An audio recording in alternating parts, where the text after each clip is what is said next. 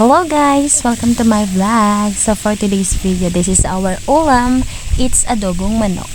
So this manok is already marinated and yeah, it looks like color brown something kasi marinated na yun siya sa toyo, suka, and bawang at may konting kalamansi para sip-sip niya yung kanyang lasa sa laman. Ako po yung Tagalog eh. Anyways, so ayan, marami-rami yan. So actually, dapat isda ang aming lulutuin ngayon, pero dahil hindi kami nagising ng maaga, so wala nakapagpalengke. So ito na lang aking lulutuin, and it's called adobong manok.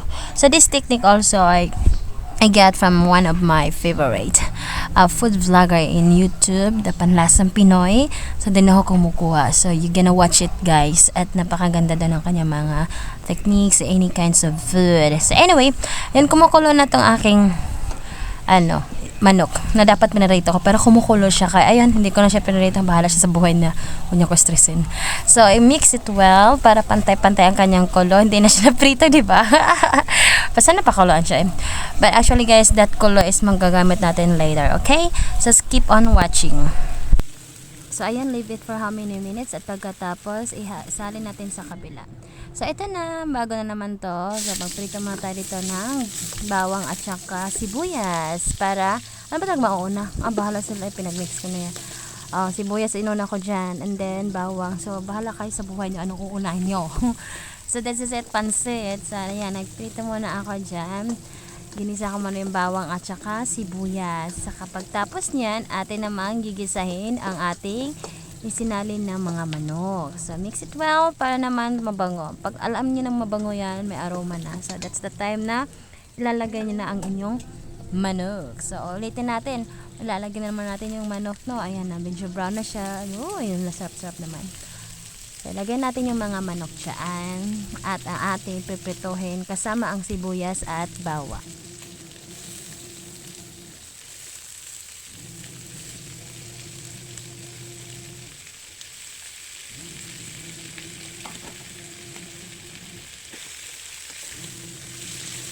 So ayan guys, mix it well na para lahat pantay ang kanyang lasa. So mabango niyan sobra guys, as in sobrang bango. So nakikita niyo na ba yung manok? Medyo brown na siya. That means, yummy no. So ayan, mix it well and then continue lang po. Pagkatapos niyan, dahan-dahanan natin yung apoy.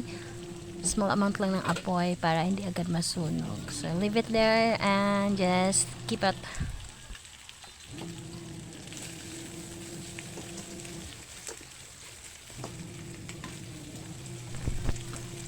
Pagkatapos lagyan natin ng 1/2 cup of tuyo, soy sauce, diba? Syempre dapat meron din tayong suka. Ayan, 1/4 lang yan ng suka kasi may suka na yun kanina. Mix it well para lahat sila magkaroon ng lasa. So you see, parang ang sarap na kainin, no? So hindi pa yun siya luto guys, ha? Pero pwede na yung kainin.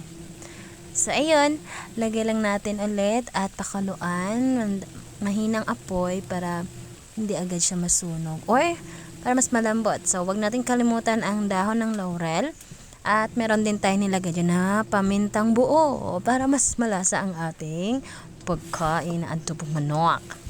Siyempre hindi mawawala dyan, but this is optional for you. Pero saan kasi naglalagay ako ng asukal. Just 2 tablespoon of asukal, sugar, brown or white whatsoever. So yan yung nilalagay ko para medyo malapot at malasa ang ating adobong manok. So again, it's optional. So bahala kayo, maglalagay kayo o hindi. So ayan, pag nalagay na, mix it well again. Nagigutom ko otro kagwang. So as you see, the adobong manok now, it's really kita nyo na, masarap-sarap na talaga siya.